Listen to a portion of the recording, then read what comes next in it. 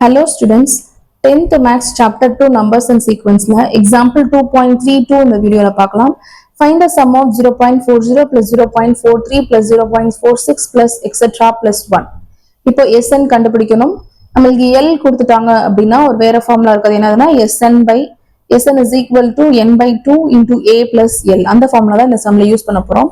இப்போ இந்த சீக்வன்ஸ் வச்சு என்னென்ன எடுத்து எழுதிக்கலாம். A என்னது 0.40. So A is equal to 0.40. D என்னதுன்னா இது ரெண்டோட டிஃபரன்ஸ்.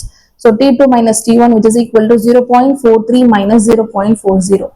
அப்ப D is equal to 0.03. ரெண்டையும் மைனஸ் பண்ணோம் அப்படின்னா 0.03 அப்படின்னு வேல்யூ கிடைச்சிருக்கு. அடுத்து L நமக்கு தெரியும். லாஸ்ட் டேர்ம் என்னது 1. So L is equal to 1. இப்போ n தெரியாது. Sn கண்டுபிடிக்கணும் அப்படின்னா நம்மளுக்கு n என்ற வேல்யூ தெரியணும். So n கண்டுபிடிக்கிறதுக்கு ஃபார்முலா இருக்கு. L minus A by D plus 1. ஓகேயா? L ஓட வேல்யூ என்னது 1 minus A ஓட வேல்யூ 0.40 divided by D ஓட வேல்யூ 0.03 plus 1ன்றது அப்படியே இருக்கு. இப்போ இந்த ரெண்டையும் மைனஸ் பண்றோம். பாயிண்ட் வச்சு எழுதுறோம். மைனஸ் பண்ணும்போது டைரக்டா பண்ணி தப்பு பண்ணாதீங்க. பிளேஸ் வேல்யூ கரெக்டா போடுங்க. 1.00 0.40 ரெண்டையும் மைனஸ் பண்றோம். ஸோ 0.60 அப்படின்னு வேல்யூ கிடைச்சிருக்கு. So 0.60 divided by 0.03 plus 1. இப்போ ரெண்டுலையுமே பாயிண்ட்க்கு அப்புறம் ரெண்டு வேல்யூ இருக்கு அப்படின்னால நம்ம வந்து மேலையும் கீழே 100ஆல மல்டிபிள் பண்ணிக்கலாம். So 0.60 into 100 divided by 0.03 into 100 plus 1. இப்போ பாயிண்ட் போயிடும். So 60 by 3 plus 1. 3 டேபிள்ல 60 வந்து 20 டைம்ஸ் வருது. So 20 plus 1. n is equal to 21 அப்படின்னு வேல்யூ கிடைச்சிருக்கு. இப்போ n கிடைச்சிருச்சு இல்லையா? ஸோ Sn ஃபார்முலால நம்ம சப்ஸ்டியூட் பண்ணலாம். Sn is equal to n by 2 into A plus L. இதான் வந்து Lன்ற வேல்யூ இருந்துச்சு அப்படின்னா Snக்கு இந்த ஃபார்முலா யூஸ் பண்ணிக்கலாம்.